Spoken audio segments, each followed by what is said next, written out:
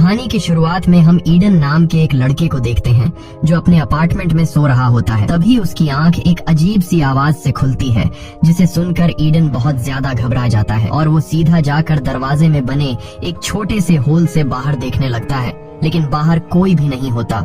जिसके बाद ईडन आकर टीवी ऑन कर देता है, मगर टीवी पर सिग्नल नहीं आ रहे थे और स्क्रीन पर एक इमरजेंसी वार्निंग चल रही थी। ये देखकर ईडन को कुछ अजीब लगता है कि अचानक सिग्नल कैसे चले गए और ये इमरजेंसी वार्निंग क्यों आ रही है। वो ये सोच ही रहा होता है कि तभी उसे बाहर से लोगों के तेज चिल्लाने की आवाज आने लगती है। वो फौरन खिड़की की तरफ भागता है और जैसे ही वो अपनी बालकनी में पहुंचता है तो उसके होश उड़ जाते हैं। वो देखता है कि लोग यहाँ वहाँ भाग रहे हैं, जैसे कुछ बड़ा होने जा रहा हो। ईडन को कुछ समझ नहीं आ रहा होता कि यह सब क्या चल रहा है और तभी वह देखता है कि एक हेलीकॉप्टर उसके पास वाली बिल्डिंग से टकराकर क्रैश हो गया है। ये देखकर ईडन के पैर तले जमीन खिसक जाती है और तभी उसकी नजर नीचे एक बच्ची पर पड़ती है जो भीड़ में शायद खो गई थी और अकेली खड़ी थी। ईडन उसे देखकर लोगों को उस बच्ची की मदद के लिए चिल्लाने लगता है, लेकिन अगले ही पल वो छोटी बच्ची अपने आसपास के लोगों पर हमला करना शुरू कर देती है और लोगों को काटने लगती है। ये देखकर ईडन समझ जाता है कि लोग ज़ॉम्बी बनते जा रहे हैं। डर के मारे ईडन जल्दी से बालकनी से निकलकर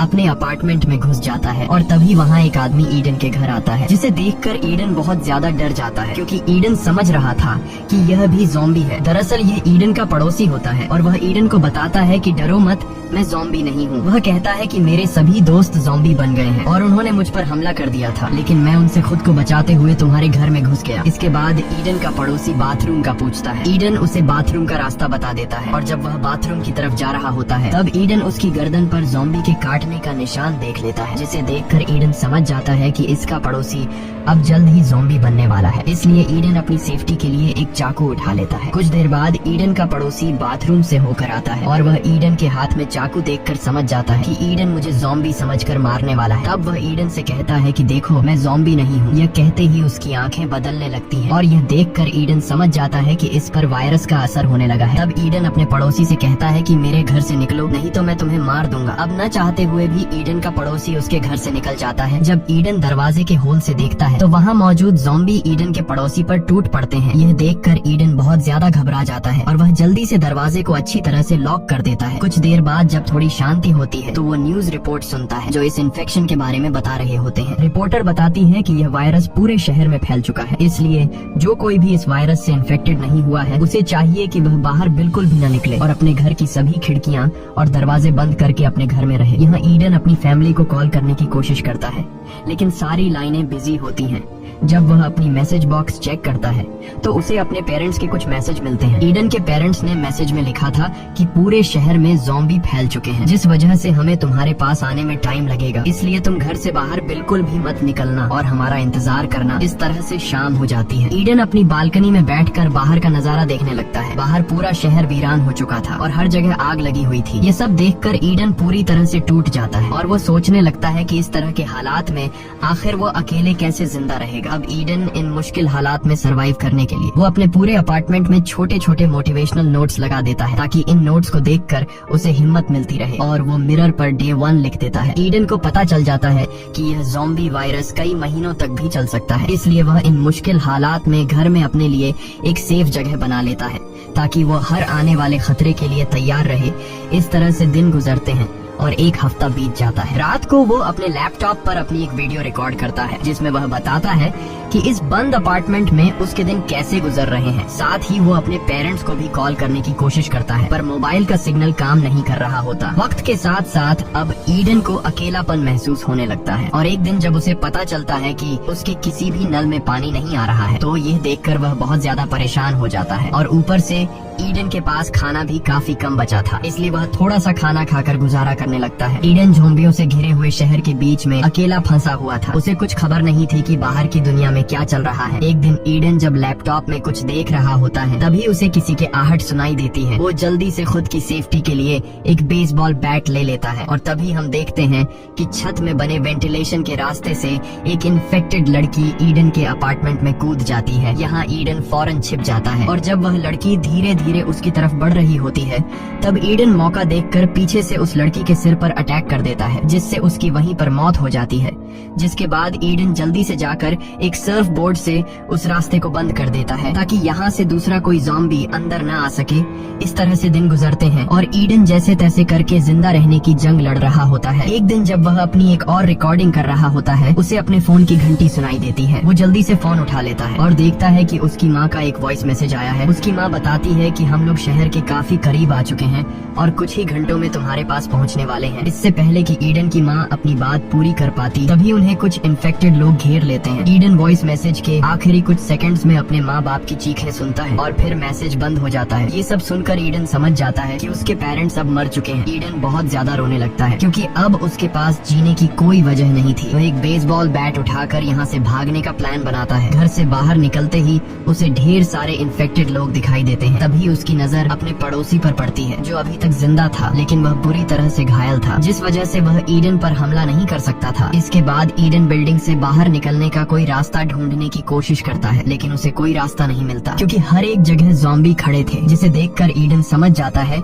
कि वह इतने सारे इन्फेक्टेड लोगों के बीच यहाँ से नहीं निकल सकता। और अब जैसे ही वह अपने अपार्टमेंट की तरफ जाता है, तभी इन्फेक्टेड लोग ईडन पर हमला कर देते हैं, लेकिन ईडन जैसे तैसे करके उनसे खुद को बचाकर अपने अपार्टमेंट में घुस जाता है और फ्रिज को दरवाजे के सामने लाकर दरवाजे को अच्छी तरह से बंद कर देता है ताकि बाहर से कोई भी इन्फेक्टेड दरवाजा तोड़ न सके। अब न चाहते हुए ईडन को फिर से अपने घर में रहना पड़ता है। कई हफ्तों से घर में अकेले रहने की वजह से ईडन पूरी तरह से टूट चुका होता है। ईडन का इन हालात में जीना मुश्किल हो गया था और तभी पूरे शहर की बिजली चली जाती है। ये देखकर ईडन और भी ज्यादा गहरे सदमे में चला जाता है और वह सोचने लगता है कि अब मैं आगे की जिंदगी कैसे गुजारूंगा। न खाने पीने को कुछ है, न सिग्नल और न ही बिजली है। ये सब सोचकर ईडन अपने आप को और ज्यादा अकेला महसूस करने लगता है। इसके बाद ईडन अपनी जिंदगी से तंग आकर अपना लैपटॉप ऑन करता है और उसमें वीडियो रिकॉर्ड करने लगता है। वह कैमरे में देखकर कहता है कि आज वायरस को फैले हुए 42 डेज हो चुके हैं। वह बताता है कि मैंने जिंदा रहने के लिए सब कुछ कर लिया, लेकिन अब मैं और बर्दाश्त नहीं कर सकता। मैंने पिछले 2 दिनों से न खाना खाया है और न ही पानी पिया है। वह कहता है कि इस तरह घुट घुट कर जीने से अच्छा है कि मैं अपनी जान दे दूं। इसके बाद वह पूरे 42 दिन इस मुश्किल हालात में जीने के बाद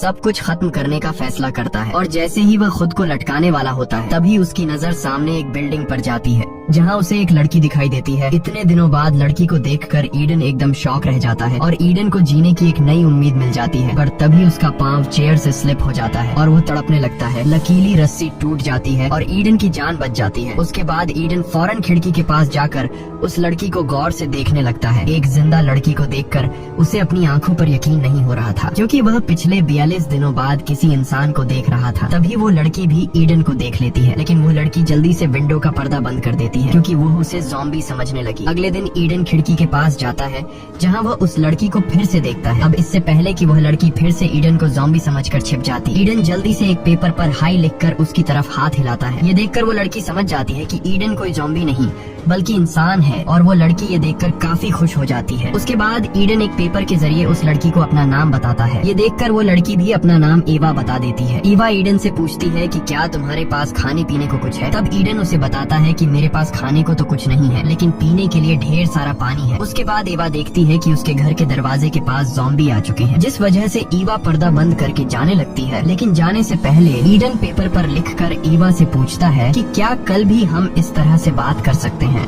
जिस पर एवा हाँ में जवाब देकर वहाँ से चली जाती है। रात को ईडन को बहुत ज्यादा भूख लगती है और जब खाने को कुछ नहीं मिलता है तब ईडन टूथपेस्ट खाकर गुजारा करने लगता है। कुछ देर बाद तेज बारिश शुरू हो जाती है। तब ईडन बारिश का पानी स्टोर करने के लिए बाहर बर्तन रख देता है और खुद भी पूरे 42 दिनों बाद बारिश के पानी में नहाने लगता है। 42 दिनों में ईडन की दाढ़ी भी काफी बढ़ चुकी थी, इसलिए वो दाढ़ी को शेप कर देता है। अगले दिन ईडन खुद को एकदम चिकना करके लड़की के सामने आता है। ईवा उसे देखकर ही पसंद करने लगती है। ईडन एक बोल के साथ रस्सी बांधकर ईवा के अपार्टमेंट की तरफ फेंक देता है, जिसे ईवा पकड़ लेती है और उसके बाद ईडन उस रस्सी पर 2 पानी की बोतल बांधकर ईवा की तरफ धकेल देता है, लेकिन वो बोतल सामने की जाली से तेजी से टकरा जाती है, जिसकी आवाज नीचे एक ज़ॉम्बी सुन लेता है और वो ज़ॉम्बी सीधे ईवा के अपार्टमेंट अपार्टमेंट की तरफ चढ़ने लगता है, तब ईडन ज़ॉम्बी को देख लेता है और ईडन उस ज़ॉम्बी का ध्यान भटकाने के लिए एक बोतल उठाकर उस ज़ॉम्बी के सिर पर मारता है, जिससे वो ज़ॉम्बी ईडन को भी देख लेता है और वो ईडन पर काफी गुस्सा हो जाता है। इसके बाद वो ज़ॉम्बी एवा को छोड़कर ईडन को मारने के लिए उसके अपार्टमेंट पर चढ़ने लगता है। तब ईडन जाकर जल्दी से बेसबॉल का बैट उठा लेता है और जैसे ही वो ज़ॉम्बी ईडन के अपार्टमेंट पर चढ़ने ही वाला होता है, तब ईडन उससे बेसबॉल के बैट से मारकर खत्म कर देता है। कुछ देर बाद रात हो जाती है और रात को ईडन का भूख से बुरा हाल हो जाता है। अब ईडन और ज्यादा भूख सहन नहीं कर सकता था, इसलिए अब उसे किसी भी हाल में खाने के लिए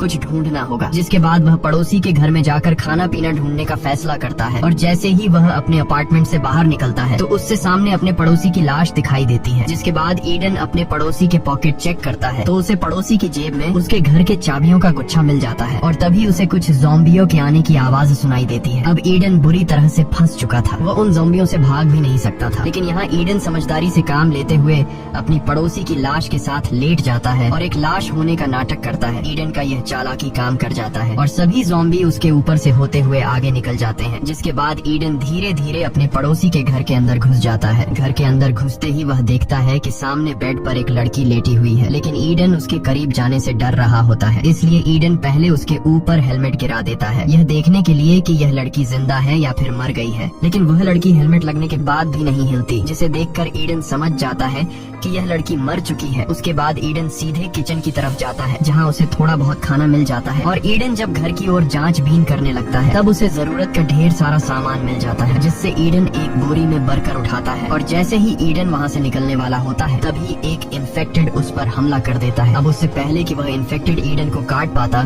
तभी ईडन एक टेबल लैंप से ज़ॉम्बी के सिर पर वार करता है, लेकिन इस वार से उस ज़ॉम्बी का ज्यादा कुछ बिगड़ नहीं पाता।